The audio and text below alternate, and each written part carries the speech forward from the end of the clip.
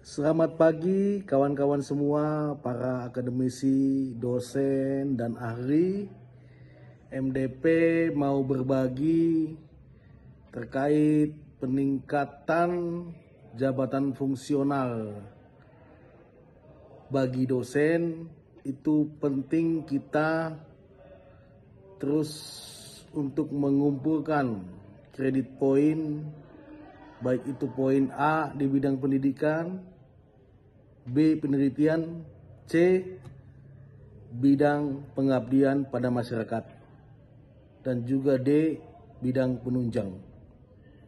Tentu bidang pendidikan yaitu berkaitan erat dengan proses belajar mengajar. Ketika kita mengajar di kampus ataupun kita mengikuti pendidikan dan pelatihan-pelatihan, itu menjadi poin ataupun kredit poin cum dosen yang diperhitungkan untuk peningkatan jabatan fungsional.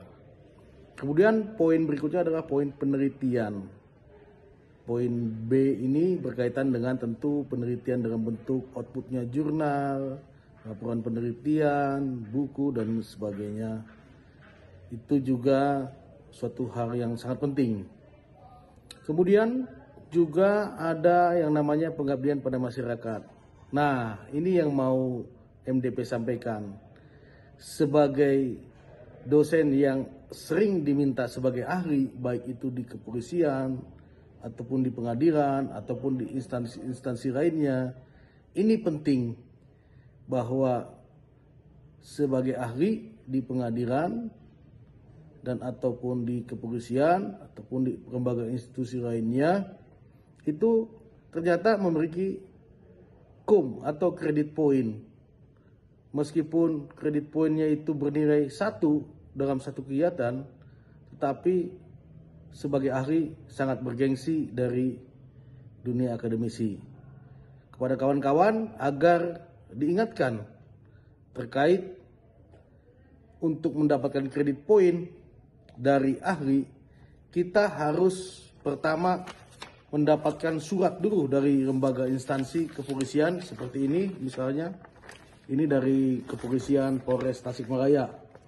Kita mendapatkan ini, kemudian setelah kita mendapatkan surat permohonan ahli dari kepolisian ataupun instansi lain, kita kemudian mengajukan surat tugas dari atasan langsung kita di fakultas kita masing-masing. Apakah itu ketua prodi, apakah dekan, maka kita harus mengajukan surat tugasnya. Dan surat tugasnya nanti ketika kita sudah laksanakan, jangan lupa untuk ditandatangani oleh yang menerima layanan daripada keahlian kita, yaitu dari kepolisian tentunya. Dan selain itu kawan-kawan, perlu juga kita arsipkan, ya. Sekarang zaman online, perlu di-scan juga mengenai outputnya, yaitu dalam bentuk berita acara, misalkan seperti ini. Berita acara pemeriksaan ahli, berita pemeriksaan ahli, ataupun kalau di pengadilan bisa dalam bentuk ledger opini yang dimasukkan ke dalam persidangan ataupun juga putusan pengadilannya. Itu mungkin yang MDP bisa bagikan terkait poin cum dosen. 1 poin sangat bermanfaat. Teruslah mengumpulkan mulai dari 1 dan seterusnya, dan raihlah jabatan fungsional yang terbaik untuk kita. Terus semangat, salam hormat MDP.